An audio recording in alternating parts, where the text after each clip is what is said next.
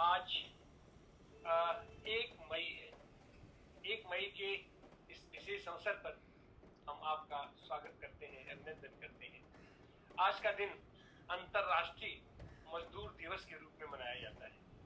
दुनिया भर के मजदूर आज के दिन खुशियां मनाते हैं। एक युग हुआ करता था 1886 के पहले का, जब मजदूर बहुत ज्यादा शोषित था, पीड़ित था। 15-15, 16-16 घंटे उसको काम करना पड़ता था। उसको मजदूरी भी कायदे से नहीं मिलती थी। गुलामों से भी बदतर और जानवरों से भी बदतर स्थिति उसकी थी। एक लंबा संघर्ष चला, लंबा आंदोलन चला, और खासकर अमेरिका की सड़कों पर। और एक निर्णायक दौर आया शिकागो में, जब पुलिस ने बाकायदे गोली चालन उनके ऊपर किया। बहुत सारे मजदूर साथी हमारे मारे गए और बहुत सारे घायल हुए। लेकिन उसके बाद 1989 में वो परिणाम हुआ। 1989 में आज ही के दिन 1 मई 1989 को अंतर्राष्ट्रीय समाजवादी सम्मेलन हुआ और उसने घोषणा कर दिया गया कि हम 8 घंटे ही काम करेंगे। हम 8 घंटे ही काम करेंगे और मजदूरों के हित में तमाम तरीके के नियम कानूनों को बनने की प्रक्रिया उसके बाद शुरू हुई। ये तो दुनिया स्तर की बात हुई। लेकिन हमारे भारत में उसके 35 साल बाद स्थिति ऐसी बनी कि चेन्नई में वामपंथियों के नेतृत्व में आंदोलन चला और वहां पर भी हम लोगों ने भी उस चीजों को मनवाने में हमें अपनी सफलता हासिल की। और 1 मई, पहली बार 1 मई 1923 को मजदूर दिवस मनाया गया। तब से लगातार श्रमिकों के लिए, उनके हित के लिए कानून बनते रहे हैं और आंदोलन होते रहे हैं। मजदूर अपनी बात रखता रहा है, उसके लिए हड़ताल करता रहा है, आंदोलन करता रहा है। लेकिन पिछले दिनों से कुछ दिनों ऐसा हुआ कि मजदूर वर्ग है कि नहीं है, यही आज की तारीख में समझना मुश्किल है। क्योंकि नौकरियां तो सब गायब हो गई। नौकरियां रहेगी तब तो उनका यूनियन बनेगा, तब तो उनका कोई आंदोलन चलेगा। नौकरियां ही नहीं है। तो आज के इस विशेष संदर्भों में हम लोग आज अंतर्राष्ट्रीय मजदूर दिवस मनाने जा रहे हैं। निश्चित सी बात है कि हमारे मजदूरों के लिए और श्रमिक वर्ग में सब आते हैं। हमारे लेखक भी मजदूर हैं, कलम के मजदूर हैं ये लोग। कोई हथौड़े से ये मजदूरी करता है, कोई हसिया से मजदूरी करता है, कोई कल कारखाने में ये मजदूरी करता है, और हम लोग अपनी कलम से मजदूरी करते हैं, कागज पर हम लोग मजदूरी करते हैं।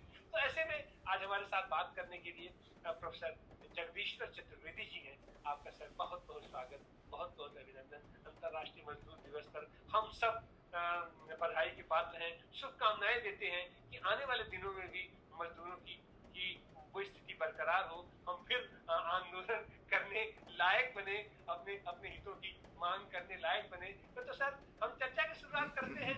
आज के इन संदर्भों में, प्राचीन संदर्भों से तो सब लोग लगभग परिचित हैं।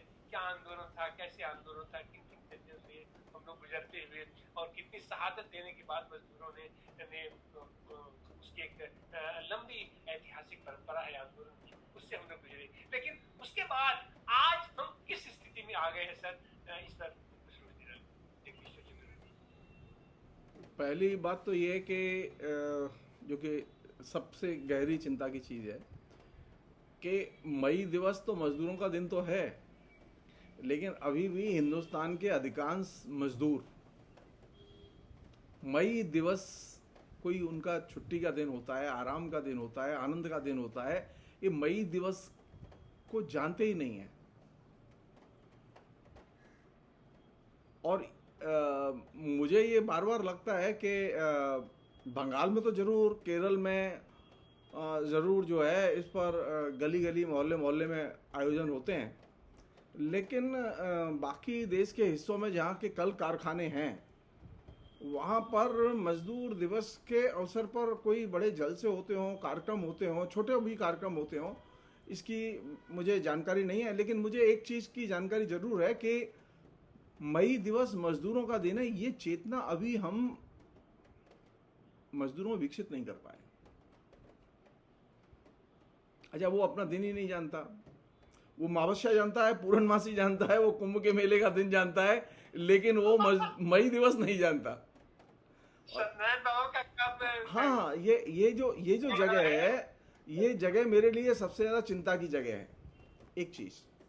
दूसरी चीज़ ये, जहाँ से कि मैं देख रहा हूँ कि ये मजदूर दिवस को लेकर जो बातचीत आपने रखी है, उस बातचीत में एक बहुत ही इम्पोर्टेंट फैक्टर है। काहे के लिए मई मई दिवस मनाया गया, क्यों आया ये दिन, क्या एसेंशियल कारण था उसका, क्या वो अभी भी एग्जिस्ट करता है? लोग आइडेंटिटी पॉलिटिक्स की बात करते हैं, है ना, खूब बात करते हैं। उनसे पूछा जाना चाहिए मजदूर की भी कोई अस्मिता होती है कि नहीं होती है, मजदूर की भी कोई आइडेंटिटी पॉलिटिक्स हो सकती है कि नहीं हो सकती। मतलब हर छोटा तबका अपने को आइडेंटिटी पॉलिटिक्स से आइडेंटिफाई करने को तैयार है, और हर नेता आइडेंटिटी पॉलिटिक्स में पार्टिसिपेट करने को तैयार है। लेकिन मजदूर वर्ग ने पहला काम यह किया कि उसने अपनी अस्मिता को, जैसे क्लास नेचर, अपनी वर्गीय अस्मिता को पहली बार स्थापित किया। और ये एक बहुत बड़ा डिपार्चर था, क्योंकि उसके पहले जो आपने शिकागो वाली घटना बताई है, उसके पहले कभी भी मजदूर वर्ग संगठित होकर सामने नहीं आया। उस तरह से ऐसे आंदोलन नहीं हुए जिसने कि ये मजबूर किया हो कि इनके काम के घंटे क्या हो, इनकी सर्विस कंडीशन क्या हो, इनके बेज का स्तर क्या हो। मजदूरों तो थे, सैकड़ों साल से मजदूर थे विश्व में, लेकिन पहली बार यह हुआ कि मजदूर ने अपना एजेंडा बनाया। और एजेंडा बनाया किस आधार पर? कलेक्टिव आधार पर, सामुदायिक एकता, अपनी मजदूरों की एकता के आधार पर। मजदूर अपनी मांगे, अपने हक तभी अर्जित कर सकते हैं जब वो सामुदायिक तौर पर जीते हों, सामुदायिक चेतना में रहते हों, उनके पास में अपना एक संगठन भी हो। तो दो पहले सबक हैं मई दिवस के। पहला सबक ये कि मजदूर को अगर अपने हक हासिल करने, चाहे वो कलम का सिपाही हो या कलम का मजदूर हो, चाहे वो साइबर मजदूर हो, चाहे वो कल कारखाने में काम करने वाला हो, चाहे वो खेतिहर मजदूर हो, या असंगठित क्षेत्र में काम करने वाले, घर बाजार तमाम जगहों पर काम करने वाले मजदूर हों, अगर ये लोग अपने हकों को अर्जित करना चाहते हैं तो पहली शर्त है कि वे संगठन बनाएं। दिक्कत यह हो गई है कि इधर संगठन विरोधी चेतना ज्यादा बढ़ी है, व्यक्तिवादी चेतना का ज्यादा विकास हुआ है। सामूहिक तौर पर सोचना, सामूहिक तौर पर अपनी मांगे रखना, सामूहिक तौर पर लड़ाई लड़ना, ये चिंता से गायब होता जा रहा है। और ये सबसे बड़ी चिंता की चीज है। और ये दिक्कत अमेरिका में भी है, ये दिक्कत ब्रिटेन में भी है, ये दिक्कत भारत में भी है। सेकंड चीज जो बहुत ही इंपॉर्टेंट चीज है, वो मजदूरों की कोई भी समस्या लोकल समस्या नहीं है। वो दिखती लोकल जरूर है, वो अव्यक्त लोकल रूप में जरूर करती है, लेकिन वो एक्चुअल में ग्लोबल समस्या है। क्योंकि पहली बार ये हुआ कि मजदूर को क्या चाहिए? अपनी दृष्टि चाहिए। अब मजदूर के पास अपनी दृष्टि कहां से आएगी? मजदूर के पास दृष्टि तब आएगी जब उसके पास में अपना विश्व दृष्टिकोण होगा। तो पहली बार मजदूरों ने दुनिया के दृष्टिकोण से, दुनिया के संदर्भ में अपने को देखने की कोशिश की। और ये चीज मजदूर को स्थानीयतावाद से, लोकलिज्म से बचाने में उसने बड़ी मदद की। फिलहाल इतने, आगे आप। सर, मजदूर तो स्थानीय स्तर पर मजदूर तो केवल अपने आप को देखता है, और अपने आप को देखने के लिए उसकी सीमित दृष्टि होती है।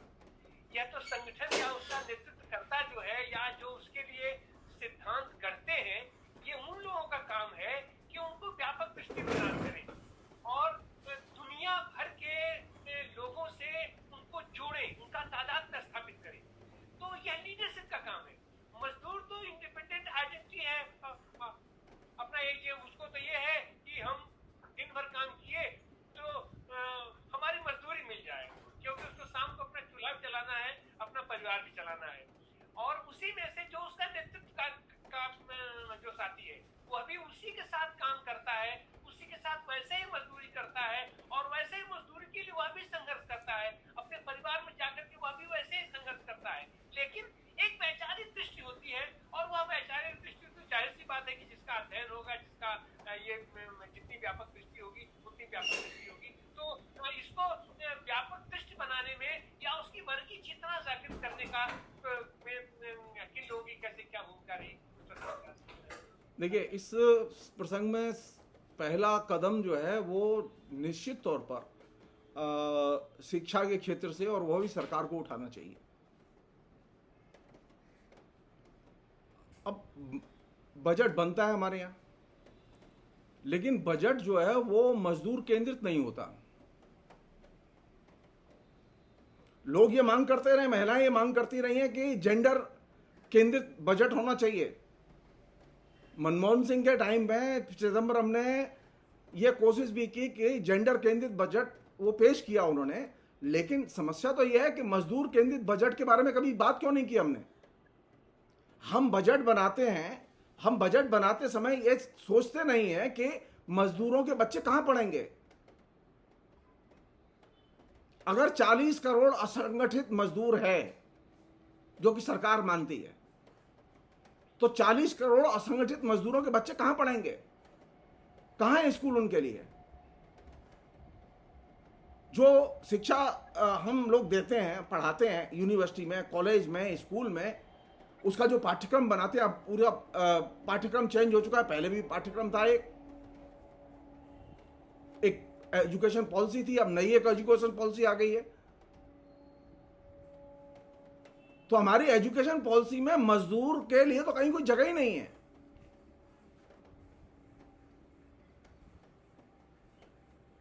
लैंडलेस लेबर, असंगठित मजदूर, वो अपने बच्चे कैसे पढ़ाएगा, और सामान्य बच्चे नहीं है, 40 करोड़ लोग मजदूरों के बच्चे हैं, और आपके बजट में उसके लिए कोई प्रोविजन नहीं है। आपने कभी भी, किसी भी दल ने, मैं रिपीट कर रहा हूं इस बात को, किसी भी दल ने इस बात को गंभीरता से नहीं लिया और उठाया नहीं कि असंगठित क्षेत्र के मजदूरों के लिए किस तरह की स्कूलिंग की व्यवस्था होनी चाहिए। हमारी जितने भी स्कूलिंग की व्यवस्था है, कॉलेज की व्यवस्था है, यूनिवर्सिटी की व्यवस्था है, वह सारी की सारी मध्य वर्ग केंद्रित है। तो भारत अपने पैरों पर खड़ा कैसे होगा। हमारे चर्चा में यह तो आता है कि मजदूर और मजदूर की मजदूरी, मजदूर के बच्चे का क्या होगा, और वह जो बच्चा जो कल बाल श्रमिक बना दिया गया,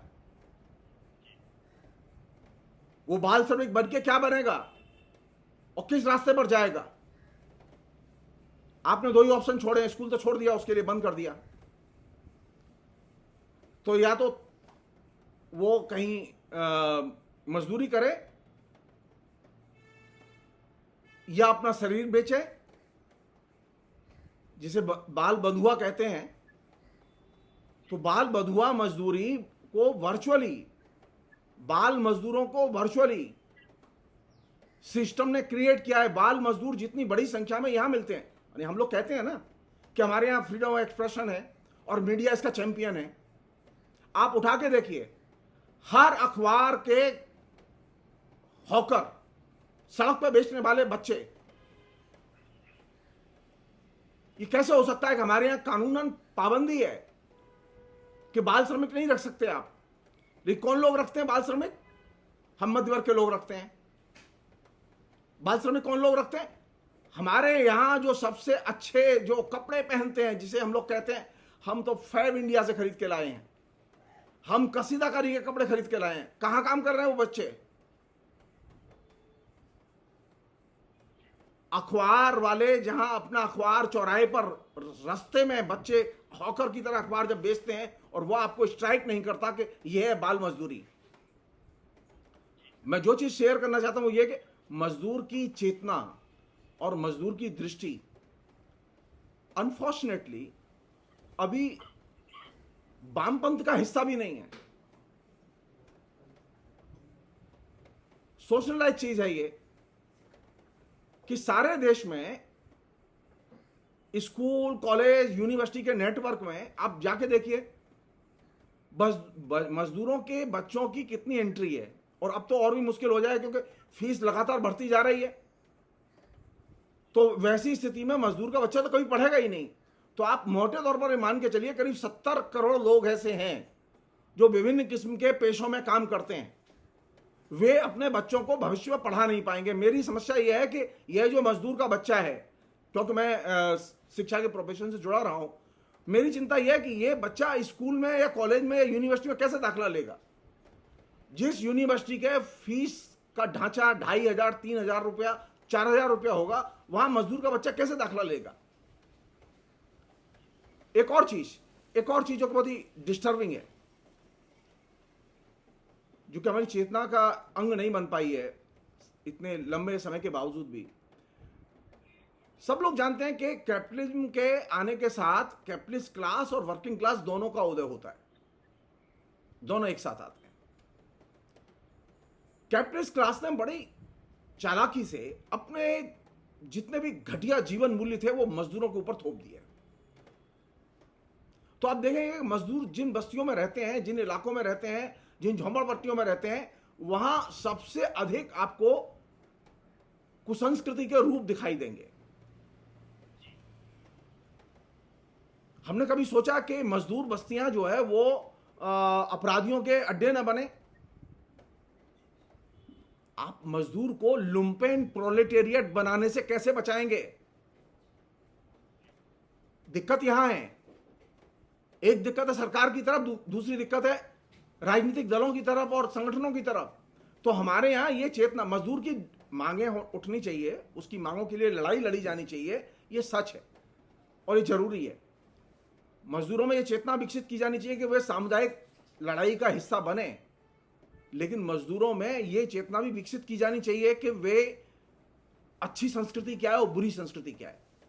तो संस्कृति का हिस्सा मजदूरों में हमने राम भरोसे छोड़ दिया, और उसका फायदा आज कौन उठा रहा है? आज स्थिति है कि प्रत्येक महानगर में, मैं दिल्ली में रहता हूं, मैं कलकत्ता में रहा हूं 27-28 साल, प्रत्येक महानगर में, दिल्ली या कलकत्ता आप उठा के देखिए, तकरीबन 50 लाख लोग दिल्ली में और तकरीबन इतने ही लोग कलकत्ते में झुग्गी झोंपड़ी में रहते हैं।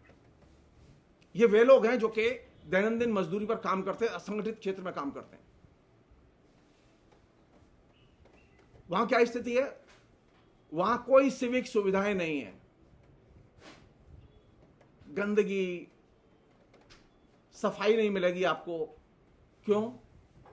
जो मजदूर देश के लिए सबसे बड़ा प्रोडक्टिव फोर्स है, उसके इलाके में सफाई क्यों नहीं होगी? उसके इलाके में कोई लॉ एंड ऑर्डर की प्रॉब्लम क्यों नहीं ठीक की जाएगी? तो होता ही है कि मजदूर बस्तियों में आराम से अपराधी घूम सकते हैं, पुलिस वहां नहीं जाएगी, हमें चिंता नहीं होती इस बात की।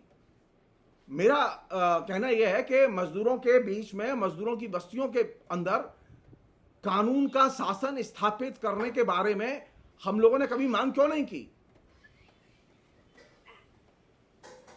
अब वहां कानून का शासन कैसे स्थापित होता है? वो झुग्गी झोंपड़ी तोड़ने के नाम पर। मैंने जब उनको एवॉलिश करना होता है तब उनको याद आता है कि ये तो अवैध बैठे हुए हैं। अच्छा, अब वो बैठा हुआ था पिछले 40 साल से, वहां सारे धंधे हो रहे थे, तब आपको कभी कानून की कोई भी क्लॉज लागू करने की इच्छा नहीं हुई। नहीं, मजदूर वर्ग जो है ये जिसे कहें चलताऊ ढंग से इसे, और इसे अपदस्थ करने के दृष्टिकोण से नहीं देखा जाना चाहिए। एक अन्य चीज बहुत ही पीड़ादायक है मेरे लिए, तो मैं दूसरे लोगों की नहीं जानता। आप देखिए कोरोना के पीरियड में लाखों लोगों की एकदम त्रासदी हमने अपने आंखों से देखी है।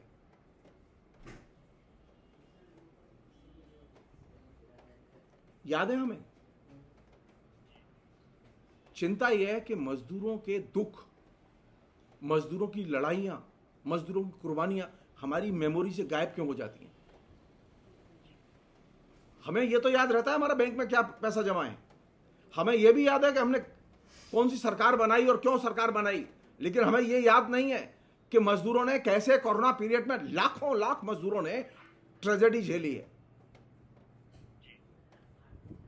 मजदूरों की त्रासदियां हमारे कॉमन सेंस का, हमारी स्मृति का हिस्सा ही नहीं बन पाती। क्यों? क्योंकि हमने जो शिक्षित वर्ग तैयार किया है वो मजदूरों को दूर से देखता है दर्शक की तरह। अच्छा सर, एक चीज हम देखते हैं कि मजदूर आंदोलन के नाम पर धरना, जुलूस, प्रदर्शन सब होता है, लेकिन उसके अंदर का जो कंटेंट है हम उसको देखते हैं कि अमूमन भीड़ तो बहुत लग जाती है और एक ही इंटेंशन रहता है कि हमारी मजदूरी कैसे बढ़ेगी। और अपना पता चला कि उसके बाद लेकिन जो भाई फर्जी तो निर्धारण सत्ता में होता है और बार बार कहा जाता है कि सबसे ज्यादा रैली, सबसे ज्यादा भीड़ अगर कोई होती है तो मजदूर आंदोलन होती है, मजदूरों की जो मजदूर संगठनों की रैली होती है। जो बेसिक चीजें हैं, शिक्षा, स्वास्थ्य और सुरक्षा, इसको लेकर के हम देखते हैं कि किसी भी आंदोलन में, किसी भी जुलूस में, किसी भी प्रदर्शन में इसको लेकर के आवाज मांग नहीं उठती है। और परिणाम वही होता है कि क्या आप जो कह रहे हैं कि इनकी झुग्गी झोपड़ियां वहां रहने की अपना जो स्थिति रहती है, और उत्पादन का, किसी भी देश के विकास का मापदंड तो उसका उत्पादन है, उत्पादन के साधन है। वो उत्पादन कितना होता है, उसमें कौन कौन से साधन प्रयुक्त होते हैं, उन साधनों की सुविधा और उन साधनों की बेहतरी पर ही हमारे देश का विकास निर्भर होता है। और उसका सबसे बड़ा साधन तो हमारा मजदूर है, श्रमिक है, और उसकी हम एकदम से उपेक्षा कर देते हैं। और आज की तारीख में अगर हम देखें तो उत्पादन के नाम पर तो क्या है, केवल उपभोग की चीजें हो रही हैं, सब कुछ हम बाहर से आयात कर ले रहे हैं। और यहाँ तो अगर उत्पादन ही नहीं होगा तो हमारे मजदूरों की तो कहीं स्थिति, इसको रोजगार फिर कहाँ मिलेगा? उपभोग का केवल साधन बढ़ाने से तो विकास नहीं होगा, उत्पादन नहीं होगा। तो ऐसी हालत में आज की तारीख में भी हम देखते हैं जैसे नौकरी देने के नाम पर अभी हमारे यहाँ एक ऐसे गिग वर्कर हुए हैं, अपना जोमेटो किसके सब लेकर के, बस्ता लेकर के बाहर सब भागते फिरते हैं। माने उनके स्वतंत्र है, वो बिल्कुल आजाद है, वो जितना चाहे उतना काम करें, जैसे चाहे वैसे सोए, जैसे चाहे मर जाए, कोई फर्क नहीं पड़ता उसके लिए। तो यह जो आज इतने दिनों के बाद भी जो हमारा मजदूर आंदोलन 1889 से लेकर के आज तक का जो इतिहास रहा है, आज हम सर कहाँ पहुंच गए हैं और आगे हम कहाँ जाने वाले हैं? देखिए, इसमें पहली समस्या तो ये है कि ये जो नव्य आर्थिक उदारीकरण था जो कि अभी भी चल रहा है, उस नव्य आर्थिक उदारीकरण ने सबसे बड़ी जो चीज क्षति की मजदूर आंदोलन की और समाज की, वो ये कि मजदूरों ने बड़ी मेहनत से और बड़ी कुर्बानियों के बाद में 8 घंटे काम का दिन तय करने की मांग अर्जित की थी। अगर मुझसे पूछें कि सबसे बड़ी क्षति क्या हुई, तो सबसे बड़ी क्षति नव्य उदारीकरण से यह हुई कि उसने 8 घंटे काम का दिन होगा ये चीज छीन ली, और इसने एक बहुत बड़ा संकट पैदा किया कि अब कहीं 10 घंटे, कहीं 12 घंटे, कहीं 15 घंटे, कहीं 16 घंटे वर्किंग आवर्स हैं। हालत यह हुई है कि पहले ये था काम करना है ना तो आपको फैक्ट्री की जगह, कारखाने की जगह, या जहां काम कर रहा है वहां जाना होगा। आज स्थिति क्या है? आज स्थिति यह है कि जो आपका घर है वह फैक्ट्री बन चुका है। ये जो घर से जो काम करने की जो परंपरा का विकास हुआ, उसने घर को जो आराम की जगह थी, हमने कभी सोचा ही नहीं कि ये आराम की जगह का जो रूपांतरण इस तरह से क्यों किया जा रहा है, ये क्यों चीज घटित हो रही है। हमने इस पर कभी ध्यान नहीं दिया, हमने कभी बात नहीं की आपस में। हमने ये तो बात की आर्थिक मुद्दों पर, जैसे कि आपने कहा कि हम उसकी मजदूरी पर मांग करते हैं, उस पर भीड़ इकट्ठी हो जाती है, लेकिन बाकी चीजों में देखिए, मजदूर के हित की रक्षा के लिए जरूरी है कि मजदूरों की आमदनी बढ़ाई जाए। पहली चीज, बंगाल में लेफ्ट का सबसे बड़ा फेलियर यही था कि वहां मजदूरों की मजदूरी नहीं बढ़ पाई। आज केरल क्यों ऊपर है? केरल क्यों ऊपर है? हिंदुस्तान में सबसे अधिक दैनिक मजदूरी अगर कोई राज्य देता है जहां नागरिक को बाकायदा सुनिश्चित कर दिया गया है, वो केरल है। 838 रुपए पर डे मिलते हैं। ₹838 पर डे में अगर केरल में प्रतिदिन काम करने वाला आदमी मिलेगा तो जाहिर है कि वहां की उसकी सामाजिक हैसियत, आर्थिक हैसियत दूसरे किस्म की होगी।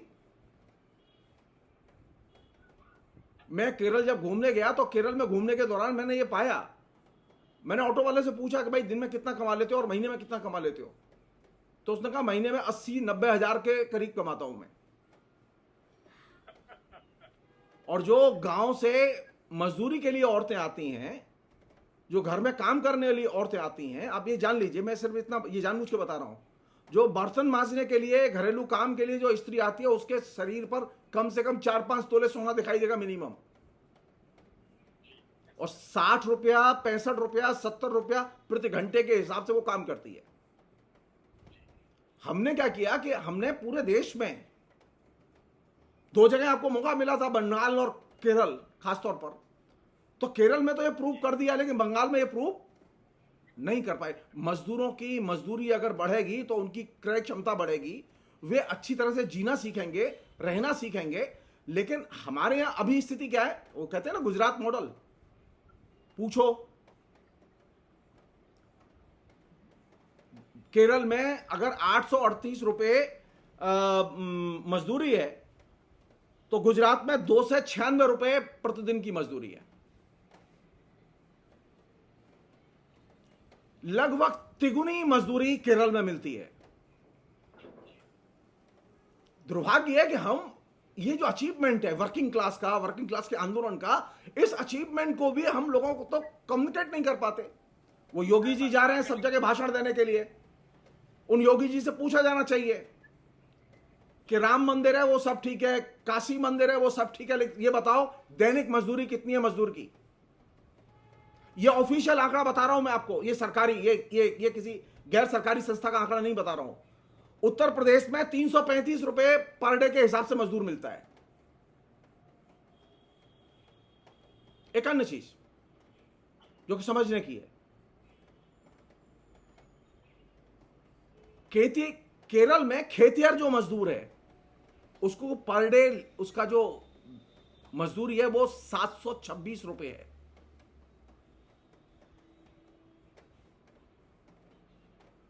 और गुजरात में जो खेतिहर मजदूर है उसके लिए 2 से 20 रुपए।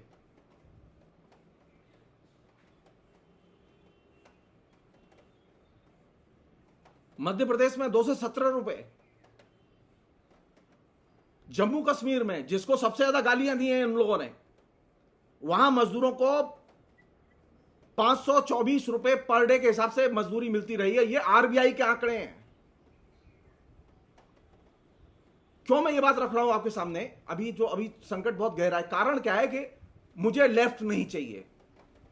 आप ये तय मान लीजिए, अगर वामपंथ नहीं होगा, वामपंथी आंदोलन नहीं होगा तो मजदूर नहीं बचेगा। ये जो इतना लेफ्ट पर अटैक है, इसका कारण क्या है? ये सरकार नहीं है, लेफ्ट के पास सरकार तो है ही नहीं, फिर वामपंथियों गाली क्यों पड़ रही है इतनी? इसलिए क्योंकि वे एक वर्ग के, जो कि मजदूर और किसान वर्ग है, उस वर्ग के सबसे बड़े हितैषी हैं। ये तो चैलेंज है, ये तो ऑफिशियल चैलेंज है हम लोगों की तरफ से कि केरल मॉडल विकास के लिए ठीक है या गुजरात मॉडल ठीक है। एक अन्य चीज जो कि मैं आपसे शेयर करना चाहता हूं, आप जाइए केरल में, आपको 20 लाख से अधिक माइग्रेटेड मजदूर काम करते हैं, लेकिन किसी की मजदूरी कम नहीं है। और कोई भी बदतर कंडीशन में नहीं रहता। क्यों? केरल में हो सकता है तो ये दिल्ली में या लखनऊ में या गोरखपुर में या गाजियाबाद में ये क्यों नहीं हो सकता? केरल में लेट कैपिटलिज्म का विकास हुआ, केरल में बाकी चीजों का विकास तो हुआ, लेकिन केरल में जो सबसे अधिक एग्रीकल्चर में विकास हुआ, वहां एग्रीकल्चर में लैंड रिफॉर्म सबसे अधिक लागू किए गए, शिक्षा का विकास हुआ, उससे सभी लोग प्रभावित हुए। और आज स्थिति यह है कि केरल सबसे अधिक मजदूरी देने वाला राज्य है। आप डेवलपमेंट करना चाहते हैं, आप एजुकेशन का विकास नहीं करेंगे, आप लोगों की जीवन शैली का विकास नहीं करेंगे, क्या विकास करेंगे आप? किस चीज का विकास होगा फिर? सिर्फ अपराधीकरण का विकास होगा। यह सोचने की चीज है, ये मैं बहुत ही साफ तौर पर कह रहा हूं। मैं आपको तमाम किस्म के ठग, लुटेरे, बेईमान, माफिया आपको गुजरात में मिल जाएंगे, महाराष्ट्र में मिल जाएंगे, आपको यूपी में मिल जाएंगे। केरल में क्यों नहीं मिलते? कोई तो वजह होगी। केरल में क्या कोई ऐसा मतलब सुसंस्कार पैदा हो गया है कि वहां माफिया पैदा ही नहीं होते? वो भारत में नहीं है क्या? जहां अशिक्षा होगी, और केरल शिक्षा में चीन से भी आगे है। गरीबों की जो स्थिति है वो उनके पास जमीन का टुकड़ा है। खेतिहर मजदूरों की स्थिति है कि उनके पास में आजीविका का सहारा है कि उन्हें डेली वेज वर्कर की तरह जो मजदूरी मिलेगी वो ऐसी होगी जो वो सम्मान से जी सके। वहां एक साधारण लैंडलेस लेबर वो अपने बच्चे को इंजीनियरिंग में पढ़ाने में सफल हो जाता है। क्यों? क्योंकि उसकी मजदूरी है। यहां स्थिति क्या है? यहां स्थिति यह है कि वो जिस जगह जो जहां से मैंने शुरू की थी बात, अगर उनके पास में नागरिक सुविधाएं भी नहीं है मजदूर बस्तियों में, अरे कुछ ना सही आप अहमदाबाद को ही अच्छा कर दीजिए, दिल्ली को ही अच्छा कर दीजिए, गुजरात के राज्यों में जो बड़े शहर हैं उनको ही नागरिक सुविधाओं से अच्छा कर दीजिए। आपने कभी मध्य वर्ग के लोगों को टैंकर से पानी लेते हुए और बाहर जो सरकारी नल है उसमें लाइन लगाई देखा है आज तक? यह क्यों होता है कि आज भी मजदूर म्युनिसिपैलिटी के टैंकर का इंतजार करता है और सरकारी नल का इंतजार करता है, और वहां लाइन लगा के वो घड़ा लेके औरतें खड़ी रहती हैं? केरल में आपको पूरे में कहीं नहीं मिलेगा, हर मजदूर के घर आपको नल मिलेगी। हमारे यहां आप बस्तियों में जाइए, झुग्गी झोंपड़ी की बस्तियों में आपको नल मिलेगी नहीं। आपको नल एक मिलेगी दरवाजे पे, गली के नुक्कड़ पे, जहां से आप पूरी बस्ती के लोग आके पानी भर लें। और अगर वहां पानी नहीं आ रहा है तो फिर वो टैंकर आएगा, वो टैंकर पानी दे जाएगा। मैं जिस इलाके में रहता हूं दिल्ली में, वहां मेरे पास ही झुग्गी झोंपड़ियों की बस्ती है, और वहां पानी सप्लाई का आलम यह है कि वहां औरतें लाइन लगाई रहती हैं। यही स्थिति कलकत्ते में थी। जो चीज मैं कहना चाहता हूं यह कि शिक्षा के साथ साथ नागरिक सुविधाएं भी अगर मजदूरों के पास पहुंचेंगी तो इससे आप मजदूर केंद्रित होकर सोचने में सफल होंगे। दूसरी चीज यह कि ये जो मजदूरों पर बात करते समय हमारी एक ये लास्ट बात है मेरी, मजदूरों की अपनी कल्चर का हमने विकास नहीं किया। वो जिस जाति से आया था उस जाति का ही रह गया, जिस धर्म से आया था उस धर्म का ही रह गया, तो फिर वो अल्टीमेटली वो वर्किंग क्लास की चेतना से, मजदूर वर्ग की चेतना से और उसकी विचारधारा से लैस नहीं हो पाया। मजदूर वर्ग को मजदूर वर्ग बनाने के लिए जरूरी है कि मजदूर वर्ग में एक वैकल्पिक संस्कृति का निर्माण किया जाए और प्रचार किया जाए, और वैकल्पिक संस्कृति का एक तरह से जैसे टेस्ट डेवलप किया जाए। हमारे यहां तो अभी मजदूर वर्ग तो है, लेकिन मजदूर वर्ग की वैकल्पिक संस्कृति क्या है? अब अखंड रामायण का पाठ करा दो, अब हो गई भैंस पानी में, अब आपकी सारी मेहनत गारत हो गई। आप उसे इनकलाब जिंदाबाद सिखा रहे थे, वो जाके खड़ा हो गया अखंड रामायण पाठ में। जी नहीं, मजदूरों की संस्कृति प्राचीन जो तमाम बहुत अच्छी चीजें हैं, रामायण बुरी चीज नहीं है, लेकिन वह मजदूर संस्कृति का हिस्सा नहीं है। मजदूरों की संस्कृति वैकल्पिक संस्कृति है, उसके दो मेजर कंपोनेंट हैं। पहली चीज, रामायण पढ़ के आप श्रम को सम्मान देना नहीं सीख सकते। मैं बहुत साफ कह रहा हूं आपसे। मुझे कल्चर के वे रूप चाहिए जो कि लोगों के बीच में श्रम के प्रति सम्मान भाव पैदा करें, पहली चीज।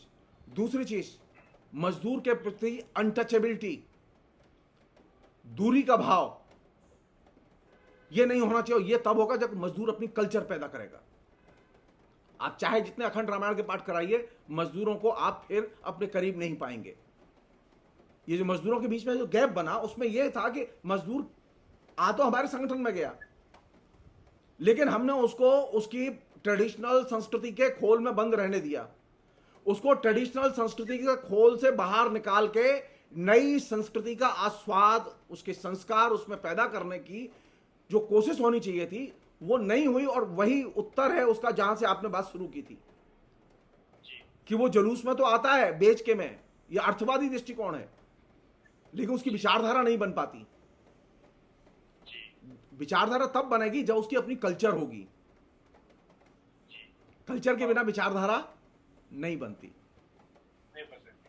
अच्छा, एक चीज और हम देखते हैं कि मजदूर आंदोलन के इतने लंबे सतत संघर्ष के बाद, इतना इसका गौरवशाली इतिहास होने के बावजूद भी मजदूरों का, खास करके आप और उसके जाति धर्म का तो खाका आप अलग कर दीजिए, औरत पुरुष का भी विभेद इतना तगड़ा है और उसमें बच्चों का भी विभेद इतना तगड़ा है कि सीधे सीधे 3 खाके में तो हम बांट के देख सकते हैं, पुरुष मजदूर, महिला मजदूर और बच्चा मजदूर। अच्छा, और एक खाका हम गांव से लेकर के और कल कारखाने तक हम देखते हैं जैसे बुनकरी है। अब बुनकरी में पूरा परिवार लगता है, बुजुर्ग से लेकर के बच्चा तक। बच्चा उसके मुंह से पानी, जो सबसे ज्यादा टेक्निकल और सबसे ज्यादा मेहनत का काम होता है, मुंह से पानी लेकर के धागे को अपना गीला करता है। तो लेकिन उसके बावजूद सबसे कम मजदूरी अगर मिलती है तो उसको मिलती है, बच्चे को मिलती है। और ये जो पुरुष मजदूर है उसकी अपेक्षा औरत मजदूर को कम मजदूरी मिलती है। तो इतने लंबे सतत संघर्षों के बाद भी, इतने गौरवशाली इतिहास के बाद भी, हम मजदूर आंदोलन के लोग भी अपने ही बीच के विभेद को हम जो तो नहीं मिटा पाए। और तो स्तर की तो बात दूसरी है कि चिप मैनेजमेंट का मजदूर कितना पाएगा, ये श्रमिक कितना पाएगा। और श्रम का भाव, जैसे जो चीज है ना, आपने जो कहा कि हम श्रम का सम्मान का पाठ ही नहीं पढ़ा पाए। जो जितना कम श्रम करेगा वो उतना ही ज्यादा आदरणीय होगा। आज की तारीख में हमारे और हमारे मजदूर आंदोलन में भी है कि जो आदमी, जो नेता बन जाएगा वो नेता कोई काम ही नहीं करेगा। नहीं, उसको ऐसे देखें आप कि हमें नरेंद्र मोदी 22 घंटे काम करते हुए अच्छा लगता है, लेकिन मजदूर जो है 22 घंटे काम करते हुए हमारी जेहन में कभी आता ही नहीं है।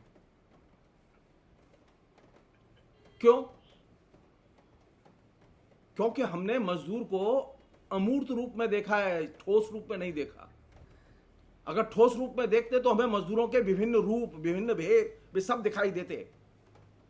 मजदूर वर्ग कोई अमूर्त कैटेगरी नहीं है। जो आपने कहा ना, बाल श्रमिक है, यहाँ स्त्री श्रमिक है, यहाँ पुरुष श्रमिक है, और दूसरे किस्म के जो विभिन्न पेशों में जो श्रमिक रूप हैं वे हैं। तो हमने क्या किया कि हमने एक एब्स्ट्रैक्ट कैटेगरी मजदूर की बात, मजदूर को समझने के लिए और मजदूर को और मजदूर की चेतना को अर्जित करने के लिए उसके यथार्थ रूपों में देखना जरूरी है। आखिरी चीज इस बातचीत के संदर्भ में, मजदूर के प्रति कमिटमेंट के बिना हम नाराज हो गए, हमारे यहां मजदूर काम करता था वो चोरी करके चला गया, मेरे यहां भी हुआ, लेकिन मैं मजदूर के प्रति क्या नफरत रखने लगूंगा? हम जो अपनी पर्सनल फीलिंग होती है मजदूरों के प्रति, उसके आधार पर मजदूरों के बारे में राय बनाते हैं। हम ये सोचते ही नहीं है कि मजदूर वर्ग के प्रति हमारी जो निष्ठा होनी चाहिए, कमिटमेंट होना चाहिए, और उसकी मुक्ति के लिए जो हमारी तरफ से प्रयत्न होना चाहिए। आप उठा के देखिए, आज के अखबारों को उठा के देखिए, आप कहीं पर भी मजदूर दिवस पर आपको एक छोटा सा विज्ञापन नहीं मिलेगा किसी मुख्यमंत्री और प्रधानमंत्री का। कमाल है, देश को चलाए मजदूर, करोड़ों मजदूर हैं जो इस देश को चला रहे हैं। सांसद और विधायक और मुख्यमंत्री और प्रधानमंत्री इस देश को नहीं चला रहे, लेकिन आपको एक विज्ञापन नहीं मिलेगा और राष्ट्रीय छुट्टी नहीं मिलेगी। वाह, अभी कोई मर जाएगा कुर्सी पे बैठे बैठे, आप उसके नाम पर 3 दिन का राष्ट्रीय शोक कर देंगे और कहीं ऑफिस नहीं आएंगे। डेली 3 मजदूर मरते हैं काम करते हुए, डेली। हमने कभी सोचा कि ये हजारों मजदूर क्यों मर रहे हैं? हमने कभी उनकी केयर के बारे में, उनके परिवार की केयर के बारे में कभी आवाज उठाई? नहीं, हमें उसकी कोई चिंता नहीं है। क्यों चिंता नहीं है? क्यों चिंता नहीं है? ये मेरी आपत्ति इस बात पर है कि मजदूर अगर मर भी रहा है तो वो हमारे एजेंडा नहीं बन रहा है। मजदूर अगर कारखाने में काम करते हुए घायल हो रहा है, प्रतिदिन 11 मजदूर घायल होते हैं, अब वो अपने आप लड़ ले अपनी लड़ाई, तो वो मजदूर संगठन के पास क्यों जाएगा? जब उसके दर्द हुआ तब आप नहीं थे, तब एक कोई अपराधी था जो उसकी मदद के लिए आ गया, तो जाहिर है मजदूर वर्ग किसके पास जाएगा? वो मजदूर जिसके चोट लगी है उसकी मदद करने अगर एक माफिया गिरोह का गुंडा आ गया तो वो उसके पास जाएगा। पहली शर्त है मजदूरों के प्रति हमदर्दी सच्ची होनी चाहिए, खाली रैली जुलूस धरने तक नहीं, घर तक, मजदूर के घर तक जब तक आपकी हमदर्दी नहीं पहुंचती मजदूर आपके पास नहीं पहुंचेगा। मई दिवस में जो चीज अर्जित करने की है वो ये कि ये जो एलिनेशन है मजदूर वर्ग से पूरे समाज का और खासतौर पर मध्य वर्ग का, शिक्षित वर्ग का, ये एलिनेशन जितना कम हो, जितना जल्दी खत्म हो, उतना ही मजदूरों के लिए और देश के लिए बहुत अच्छा है। मजदूरों से एलिनेट होकर कोई भी बुद्धिजीवी बेहतर काम नहीं कर सकता, और बेहतर काम से मतलब यह है कि सामाजिक परिवर्तन का काम नहीं, व्याख्या तो कर सकता है, परिवर्तन का काम नहीं कर सकता। मजदूर से जुड़ने का और मजदूर को सिखाने का, मजदूर को भी तो ये सिखाना होता है ना, भाई तेरे भी जीवन में चेंज आना चाहिए। वो देखता है अपने शहर के शहर बनाता चला जा रहा है, ओवरब्रिज बनाता चला जा रहा है, तमाम सड़कें बनाता, राजमार्ग बनाता चला जा रहा है, लेकिन उसके जीवन में परिवर्तन नहीं आ रहा है। सवाल यह है कि ये तमाम किस्म के परिवर्तन करने वाला नागरिक जिसे हम मजदूर कहते हैं, उसके अंदर परिवर्तन की चेतना हमने पैदा क्यों नहीं की? बिना परिवर्तन, मैं तो पढ़ा लिखा हूं तो मुझे तो मालूम है कि हाँ परिवर्तन होना चाहिए, लेकिन जो अनपढ़ है, जो कि ब्रिज बना रहा है, सड़क बना रहा है, घर बना रहा है, उसका हमने कभी, मतलब एक छोटा सा मेरी डिमांड है मेरी खाली, ये चाहे जो सरकार आए वो चाहे जितने राजमार्ग बनाए, लेकिन प्रत्येक राजमार्ग पर बनाने वाले मजदूरों के नाम एक शिलालेख में लिखाई जानी चाहिए। जो बिल्डिंग, जो घर, जो इमारतें बनाई जाती हैं वहां मजदूरों के नाम होने चाहिए। अब जब नया संसद का भवन बना है ना, प्रधानमंत्री रोज कहते हैं मजदूरों के नाम बताओ जिन मजदूरों और कारीगरों ने उसे बनाया है। आप अमेरिका में जाइए, अमेरिका में आप न्यूयॉर्क में जाइए, वाशिंगटन में जाइए, आपको वहां पर शहर में पत्थरों पर नाम लिखे मिलेंगे उन मजदूरों के, और वे भारतीय मजदूर हैं जो यहां से गए थे एक जमाने में, कि उन्होंने ये शहर बनाया, इस शहर की फला फला इमारतें बनाई। तो हमारे यहां ये मांग तो हम उठाते ही नहीं है कि मजदूर अरे बनाता है तो उसका नाम होना चाहिए। अरे जिसने खाली शिलान्यास किया, ऊपर से माला चढ़ाई, उसका तो बड़ा पत्थर लगा हुआ है, और जिसने पूरी की पूरी मेहनत की, हजारों लोगों ने मेहनत की, उसका कहीं नाम नहीं है। जी नहीं, मजदूर को जैसे हम बाकी चीजें पाना चाहते हैं ना, बिना पाए तो, बिना अर्जित किए तो मिलती नहीं है, तो मजदूर और मजदूर वर्ग की चेतना को भी आपको अर्जित करना पड़ेगा। बिना इसके मजदूर वर्ग का उत्थान होने वाला नहीं है। फिलहाल इतना ही। तो इस तरीके से आज अंतर्राष्ट्रीय ये मजदूर